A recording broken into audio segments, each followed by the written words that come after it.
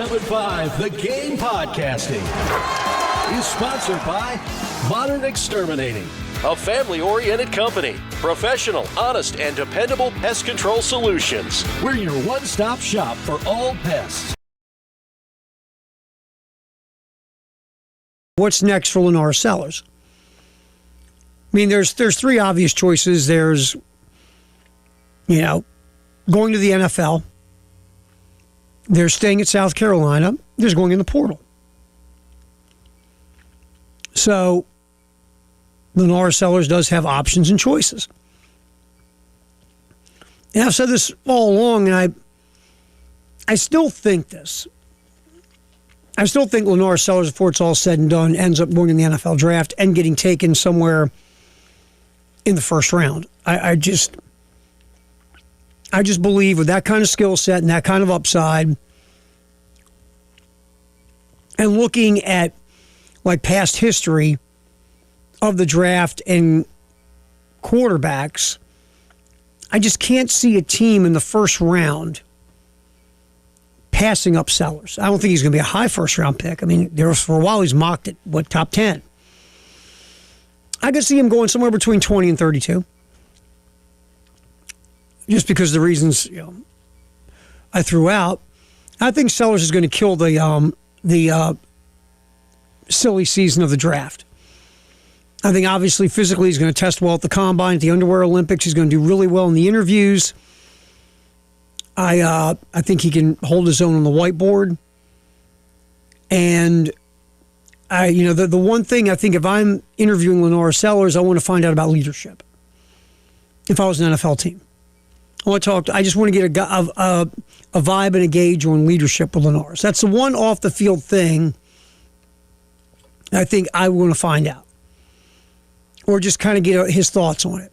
Or if I'm talking to Shane Beamer or any of the other coaches at South Carolina, and I'm doing my investigating of LaNorris Sellers, I want to say, well, tell me about his leadership.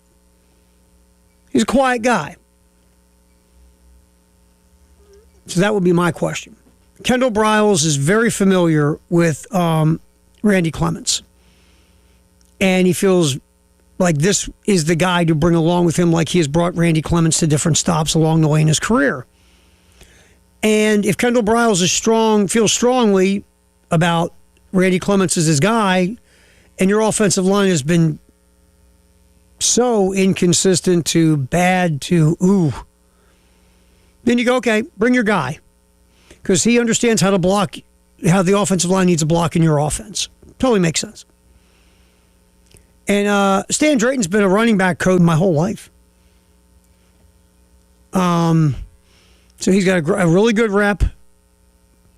You bring in a veteran coach. He's been coaching over 30 years. So that is a guy who has got a lot of experience. So on paper, these hires look good. Field Yates' new mock draft popped from ESPN. And I said, okay, let's look through some mock drafts and see where LaNorris Sellers could be, or any other Gamecock. The Gamecock getting the most mentions is Brandon Cisse.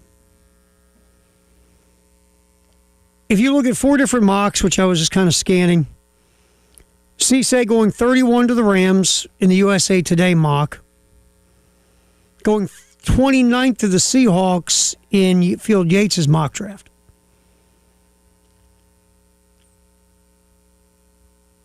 So there was a couple spots there for Brandon Cisse. LaNorris Sellers lands in one mock draft that's USA Today, 18th to the Jets, which unfortunately is where quarterbacks' careers go. Maybe not to die, but to get the crap beat out of them. That's the only spot I saw Sellers in a mock draft, was in these 4: CBS Sports, Pro Football Focus, ESPN, USA Today. Kendall Briles, offensive coordinator; Stan Drayton, running back; Randy, running back coach. Stan Drayton's probably old to be a running back now. And Randy Clements, offensive line coach.